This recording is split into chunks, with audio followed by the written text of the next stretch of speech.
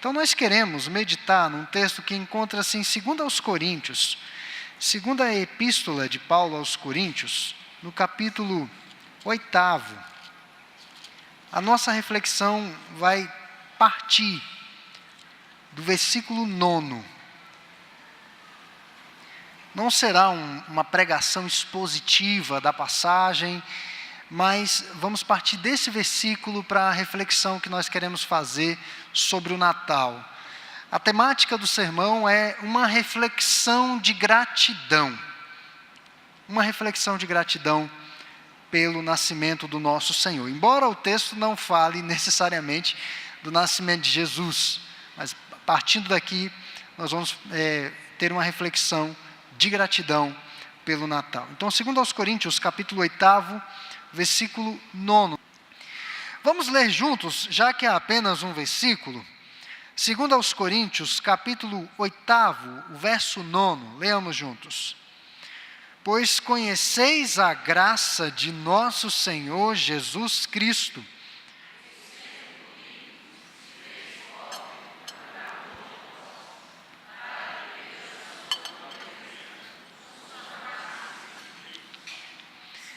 Senhor Jesus Cristo, que sendo rico da realeza, se fez pobre por amor de vós, para que pela sua pobreza vos tornasseis ricos. Um sermão prato cheio para o pessoal da teologia da prosperidade, né? Mas não é nada disso. Não é nada disso que o texto está falando. Meus irmãos, quem é Jesus? Quem é este carpinteiro, filho de Maria e de José? Quem é o Nazareno que foi crucificado há pouco mais de 2000 anos atrás? O que há de tão diferente, o que há de tão singular, o que há de tão importante nesse Jesus, dentre tantos que tinham esse nome no seu tempo? Jesus era um nome comum, como José, como Maria. Ontem até falei lá na congregação de Arinos, que na nossa igreja eu estava enxugando o hall de membros, tem umas 25 Marias aqui. É muita Maria, né? Se chamar Maria, um monte de gente vai olhar. Jesus era um nome comum, não há nada de especial, de extraordinário neste nome. Mas o que há de diferente nele? O que significa o seu nascimento para boa parte do mundo, dos nossos dias? E cada ano que se passa, a comemoração do Natal vem se tornando cada vez mais uma festa de compras, uma festa da gastronomia, uma festa de troca de presentes, de bebidas, de viagens, de encontros, reencontros triunfantes, de agitos. As pessoas não querem que chova na noite das vésperas do feriado. Roupas novas. Eu venho de um contexto em que o Natal você tinha que ter uma roupa nova, porque era um problema não estar com a roupa nova. E qual é o problema disso? Eu me lembro de uma tirinha do Chico Bento, que eu li quando era adolescente ainda, e foi revelado o guarda-roupa do Chico Bento. Era a mesma roupa, só que multiplicada. E ele vestiu a mesma roupa no Natal, só com a roupa nova. Então, esses costumes que nós vamos cultivando, tradições, sejam elas boas ou ruins, muitos não sabem mais, diante de tantos atrativos, de tantas distrações, o real significado do Natal. Para o cristão verdadeiro, não só o nascimento de Jesus tem muito significado, mas a sua morte e ressurreição também. Não se pode separar o Natal, o nascimento de Jesus, da cruz, a manjedoura do Calvário. Nós não temos na igreja uma manjedoura como símbolo do cristianismo. Ela nunca o foi, porque a manjedoura é um dos símbolos da humilhação do Redentor. Nós não podemos separar Natal da cruz, manjedoura do Calvário e nascimento da morte. Nós celebramos tudo ao mesmo tempo. O nascimento de Jesus, como diz o Evangelho de João, capítulo 1, versículo 14, foi a encarnação do Verbo divino. A morte dele foi o sacrifício na cruz. A manjedoura recebe um bebê na sua fragilidade dos primeiros dias, enquanto que a cruz recebeu já um homem no seu derradeiro dia de vida. Então são símbolos e momentos que não podem ser dissociados e não podem ser separados. O nascimento de Jesus significa que Deus de fato é real, que Deus existe.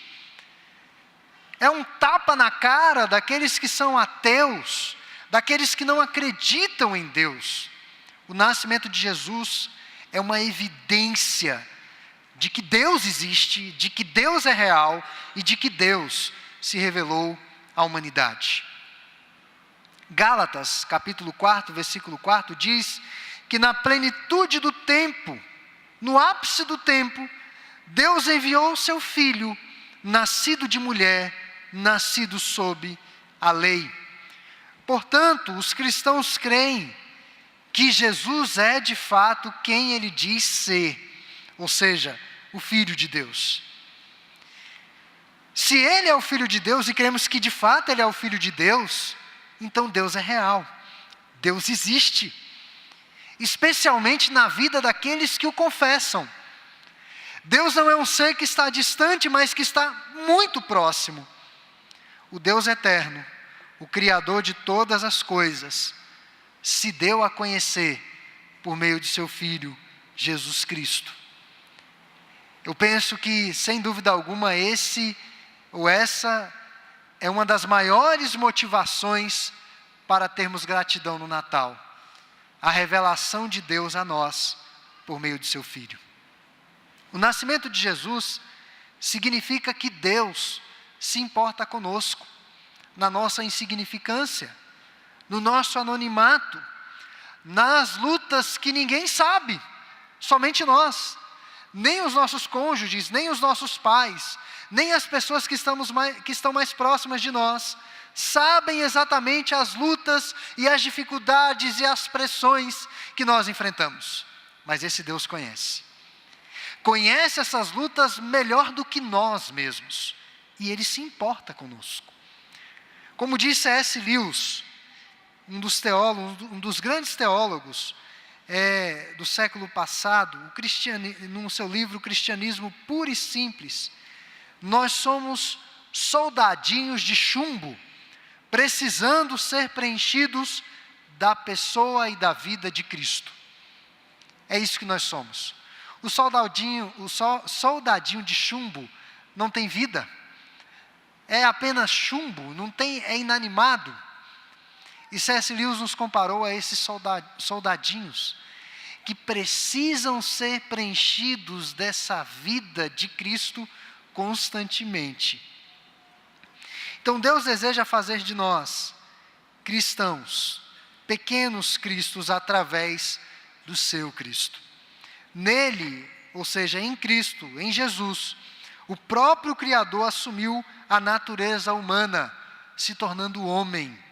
Paulo diz que Jesus, o texto que nós lemos, sendo rico, se fez pobre.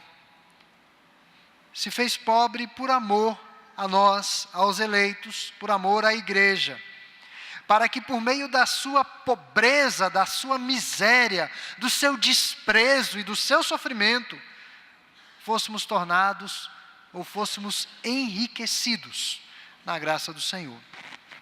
Então eu quero considerar aqui, à luz desse texto, duas expressões-chave aí. A primeira delas, sendo rico.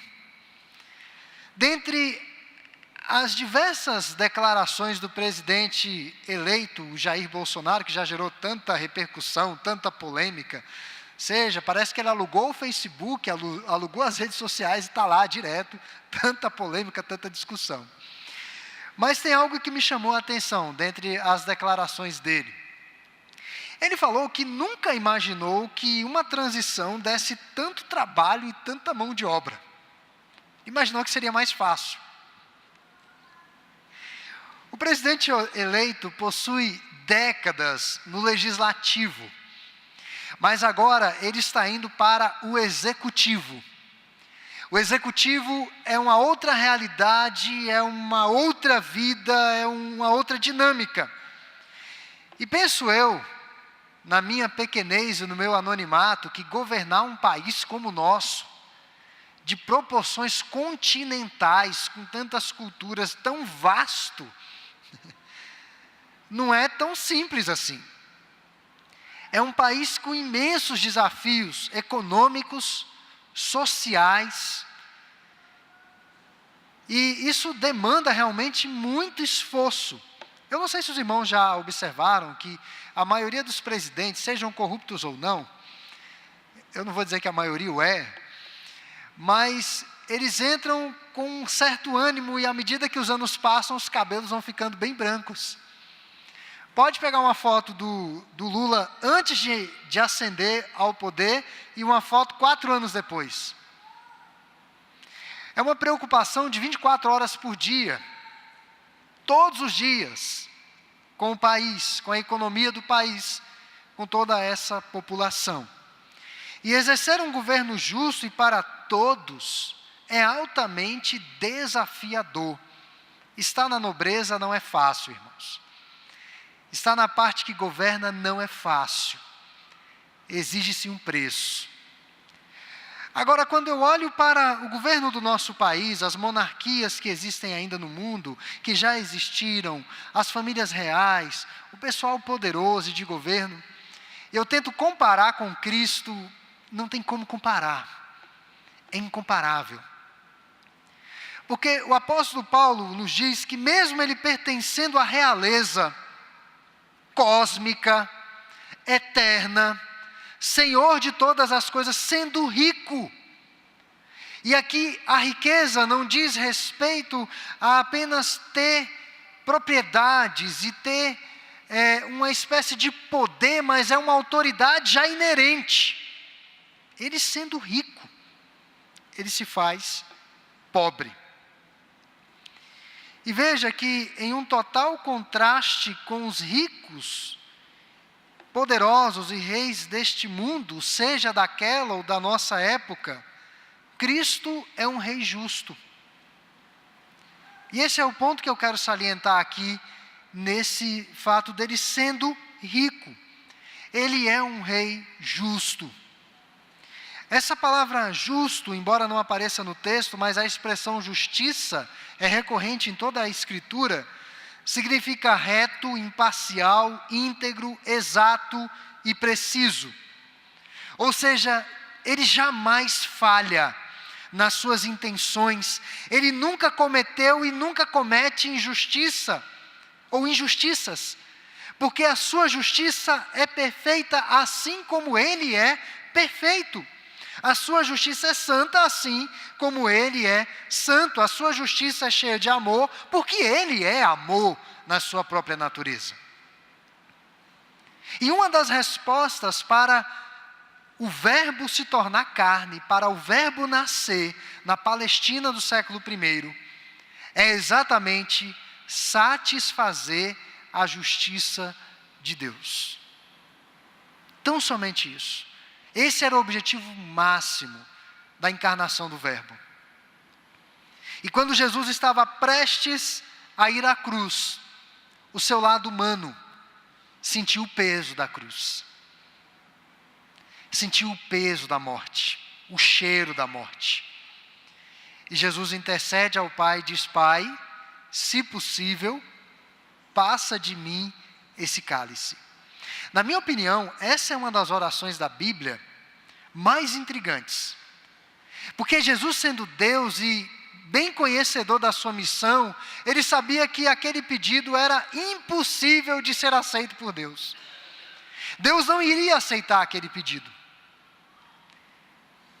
Mas tamanha era a necessidade de satisfazer a justiça de Deus e o peso que aquilo seria a ele pede que, se possível, passa de mim este cálice.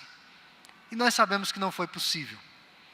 Ele mesmo, na terceira vez, disse: Pai, se possível, mas não seja feita a minha vontade, e sim a sua. E após essa oração, ele teve de passar por todo aquele drama da crucificação. Meus irmãos, nós temos os nossos conceitos e critérios de justiça e retidão. A justiça de Deus excede todo o nosso entendimento. Por isso que o apóstolo Paulo aos Coríntios fala que a palavra da cruz é loucura para aqueles que se perdem. Porque essa palavra extrapola o nosso entendimento. Como que nós podemos conceber um Deus sendo rico, se faz pobre, se submete à nossa condição de vida? Isso nos leva a uma aplicação bem prática de que nós podemos ter a certeza e confiar de que a justiça do Senhor jamais falhará. É o que diz o Salmo 7, o versículo 11, o Salmo 75, o versículo 7. Ele não é parcial, não usa 2 pesos e 2 medidas, mas é perfeitamente correto em todas as suas palavras e ações. E qual é a conclusão que a gente chega aqui? Um Deus que se desfaz da sua majestade. Um Deus que se coloca na nossa condição para que a justiça seja feita de uma forma plena. E isso nos dá a segurança. O Jesus histórico, o nascimento desse Jesus histórico, a sua crucificação, a sua execução e, sobretudo, a confiança na eficácia do seu sacrifício, de que no dia que o Senhor nos chamar, nós vamos ser submetidos a um julgamento, todos nós.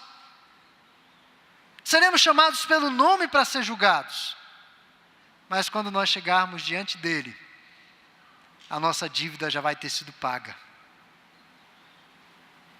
Ele já vai ter pago o preço da condenação. Essa é uma das confianças que temos nesse Cristo. E eu quero concentrar agora a minha atenção aqui, irmãos, e a nossa, nessa expressão, se fez pobre. O apóstolo Paulo está falando aqui do estado de humilhação de Cristo. A verdadeira humilhação de Cristo não consistiu na cruz, ele seminu, com pouca roupa, uma vergonha em todos os sentidos, com seu corpo todo cheio de chagas e de vergonhas e de feridas. A verdadeira vergonha do Redentor não foi essa. O verdadeiro estado de humilhação do Redentor não foi esse. Mas sendo ele o legislador, ele se colocou debaixo ou sob a lei, sofrendo todas as maldições dessa lei. Ele que inventou a lei, e ele cumpriu toda a lei, durante toda a sua vida, ele teve de obedecer aos preceitos da lei que ele mesmo estabelecera, sendo sujeito a todos os sofrimentos possíveis, até a morte vergonhosa. Todos os sofrimentos. E às vezes, cumprir a lei de Deus vai exigir um preço, um sofrimento para todos nós. Às vezes você está no trabalho, tem uma proposta de promoção, mas imbuída nessa proposta está ali a fraude. Já ouvi inúmeros testemunhos na igreja de irmãos que estavam ou em órgãos públicos ou em algumas situações que eles ganhariam muito dinheiro, mas teriam de abrir mão dos seus valores e dos seus princípios. E esses irmãos disseram não. Eu já contei esse testemunho aqui de um jovem da nossa igreja, ele não está na igreja hoje. Mas esse jovem cresceu aqui na segunda igreja, ele passou num concurso para a Polícia Rodoviária Federal, estava na fronteira do Paraguai, e daí eles interceptaram um carro, o carro parou, ele e um outro agente. Quando abriram o porta-malas do carro, tinha quase 10 milhões de reais. Era muito dinheiro. E aí o dono do carro disse o seguinte: olha, vamos fazer algo aqui bom para todo mundo. Eu vou dar 2 milhões para um, 2 milhões para outro, eu vou embora. Vocês pegam o dinheiro, guarda ali atrás, né? Não me viram, está tudo bem. Esse jovem não está na igreja. E ele me contou, eu encontrei com ele ali, aqui na Praça do Bicalho, ele me contou. Ele falou, não, você está preso. Você está preso por tentativa de suborno e vai ter que declarar de onde veio esse dinheiro. Porque esse dinheiro não pode ser transportado assim, esse tanto de dinheiro. O sujeito foi preso. Quando eles chegaram para entregar o dinheiro, o pessoal que estava recebendo ficou espantado, né? Mas tanto de dinheiro assim, tentativa de suborno, não sucumbiram. Está lá nos autos. Então, às vezes, por causa dos nossos valores, nós podemos até sofrer a vergonha. Quantos e quantos funcionários não devem ter zombado daqueles dois agentes bobos que fizeram justiça naquele momento? Quantos não devem ter zombado? Quantas pessoas não abrem mão de promoções e de privilégios por causa dos seus valores? São muitos. E acabam sofrendo vergonha. O próprio legislador se submeteu à lei até a sua vergonhosa morte. Embora o Filho de Deus fosse da realeza, quando encarnou, não veio na pompa da realeza. Iniciou sua vida debaixo do sol, num lugar indigno dos seres humanos, num coxo de animais. Não havia nada de glamouroso, não havia nada de bonito naquilo. Nós fazemos o presépio apenas para retratar a precariedade do nascimento do Redentor. Não tinha um lugar para ele se hospedar. Era um sem-teto, mas não pertencia ao MST. Mas ele era um sem-teto. Não tinha onde reclinar a sua cabeça. Foi num coxo de animais que ele teve de ser abrigado. Sua condição exterior foi mais negligenciada do que a dos pássaros do céu, que têm as suas casas, que têm os seus ninhos. Cristo não teve isso. A humildade do nosso Senhor é algo que impressiona. Ele entrou em Jerusalém montado em um jumentinho, num jumento, algo do Nordeste, como sinal de sua humildade. Ele não entrou em Jerusalém montado num belíssimo cavalo árabe, que era o que ele merecia. Um cavalo puro sangue, de 2,5 metros de altura, ou em uma carruagem toda ornada, ou num carro de guerra, como guerreiro que iria efetivamente libertar o seu povo. Jesus entra em Jerusalém montado num animal de carga, no jumento. E nós sabemos pelo relato bíblico que o jumento nem era dele, era emprestado. Nem era dele. Alguém quebrou um galho e emprestou aquele jumento para aquela situação. A humildade de Jesus manifesta-se a partir da sua decisão de nascer, de existir nesse mundo. Às vezes, quando nós olhamos, os que têm filhos sabem, filho sofrendo, você queria sofrer no lugar dele. Mas o mundo é assim. O mundo é de sofrimentos. Os sofrimentos vêm.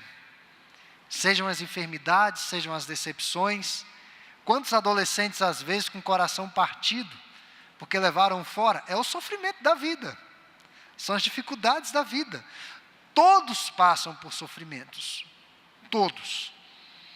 Então, a sua vida foi humilde.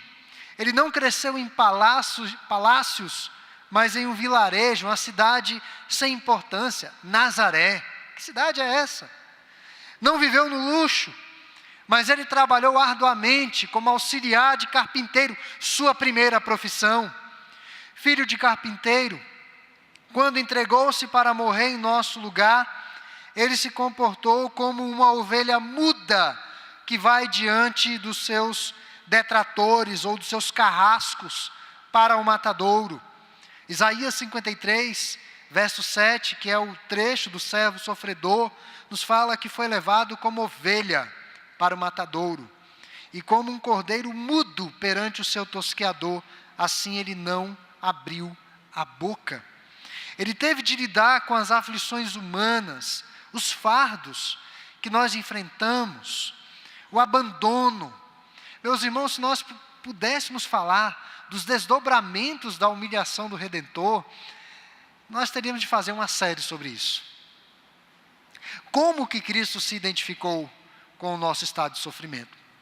Ele teve de lidar com o abandono. Seus discípulos fugiram quando ele foi preso. Ele teve de lidar com a rejeição da sua família, e a própria família chamando ele de louco. Não acreditaram nele. Ele teve de lidar com acusações falsas no seu julgamento, uma atrás da outra, pessoas subornadas para destruir a sua reputação. Ele sentiu angústias em diversos momentos. Antes de ir à cruz, quando estava fora de Jerusalém, e chorou e disse: Jerusalém, eu queria te ajuntar como a galinha junta os pintinhos, mas isso não é possível. Ele passou por essas aflições. Ele sofreu desprezo. Na cruz, as pessoas olhavam para ele com desprezo. Eu não sei quem já teve de passar por situação assim, em que as pessoas olham com desprezo.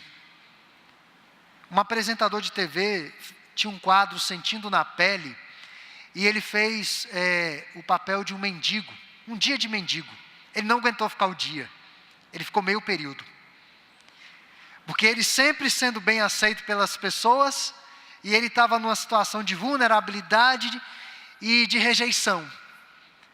E no meio da gravação ele não aguentou, ele desabou a chorar e disse: isso aqui é terrível. As pessoas me olham com desprezo. Eu nunca senti isso. Jesus teve de lidar com isso.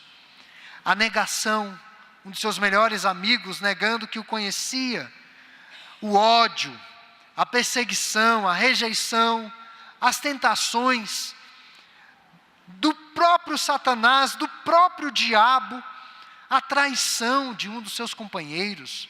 Que coisa terrível. E ele sabia que aquele companheiro iria traí-lo e o alertou, e mesmo assim o seu companheiro levou adiante. Eu penso, irmãos, que um dos maiores lamentos de Jesus em relação a Judas não foi necessariamente a traição, o ato, mas o que deu depois. O remorso e o suicídio de uma pessoa que estava ao seu lado. E ele sabia que isso iria acontecer. E não poderia fazer nada. A traição, a tristeza, e nós poderíamos citar tantas outras situações que acometeram o servo sofredor no seu estado de humilhação. Mas veja que sempre ao evangelizar, Jesus convidava gentilmente as pessoas a se entregarem ao seu conforto e à sua ajuda. No Evangelho de Mateus, capítulo 11, versículo 28, ele diz: vinde a mim, todos os que estáis cansados e sobrecarregados, e eu vos aliviarei. O Natal nos comunica isso, que nós temos um Deus que se identifica conosco, em todos os desdobramentos de sofrimentos que venhamos a padecer. Então essa é uma breve reflexão de gratidão sobre o Natal. Sendo rico, majestoso, glorioso, e uma riqueza não no nosso conceito humano, uma riqueza de bens, de poder, mas um reino cósmico efetivamente. Sendo rico, ele se fez pobre. E nessa noite, diante dessas verdades, eu quero convidar todos nós. Nós estamos chegando ao findar de mais um ano. Certamente, lá no mês de dezembro do ano passado, os irmãos fizeram diversos planos. Esse ano eu vou emagrecer, esse ano eu vou reformar a casa, esse ano eu vou orar mais, esse ano, eu vou, sei lá, inúmeros planejamentos que nós fazemos, alguns bobos, outros que são importantes. Mas vejam que um ano termina, e eu tenho absoluta certeza, que nem tudo que você planejou, das coisas mais importantes, as que não são tão prioritárias, conseguiu fazer. Nem tudo. E se o fez, talvez não fez como deveria fazer. Poderia ter feito melhor, poderia ter feito mais. E talvez tenha surgido situações no percurso que prejudicaram esse planejamento, a execução desse planejamento. Situações do próprio sofrimento da vida, a condição de vida que nós estamos. Mas esse texto vem a calhar e nos conforta, porque sabemos que Jesus, mesmo diante de tantas dificuldades, de tantos percalços, pela providência de Deus, ele conseguiu cumprir cabal e plenamente a sua missão.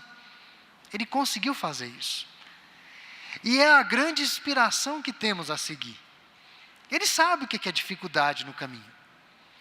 O convite que eu quero fazer essa noite a todos nós é que nos coloquemos mais diante desse Cristo, mais na dependência desse Cristo, mais na força desse Cristo, de modo que aquilo que venhamos a realizar, nós tenhamos a absoluta convicção que não foi meramente pelo suor do nosso rosto, pela transpiração, mas foi pela ação de Deus através de nós. Eu digo, irmãos, que em muitos momentos da minha jornada, seja acadêmica, no seminário, já testemunhei isso aqui, em diversas situações, quando eu olho para trás, eu digo, gente, eu não teria forças em mim para fazer o que eu fiz. Foi Deus por meio de mim. Então, que esse exemplo de Cristo sirva como uma inspiração para que nós nos refugiemos mais nele. O Natal comunica isso. Esse Deus entre nós, esse Deus nos renovando, esse Deus nos revigorando e nos dando uma esperança que jamais terá fim neste mundo, porque quando o encontrarmos não haverá mais necessidade de esperança, porque Ele é a esperança. Então que Deus aplique essas palavras aos nossos corações e àqueles que estão cansados, sobrecarregados, que se acheguem a esse Cristo. E eu tenho certeza, irmãos, que os próximos anos serão melhores. Não meramente por causa do governo, mas porque nós servimos a um Deus bom. A um Deus que tem misericórdia de nós. A um Deus que tem um plano para todos nós. Então nós devemos nos apegar a essa esperança.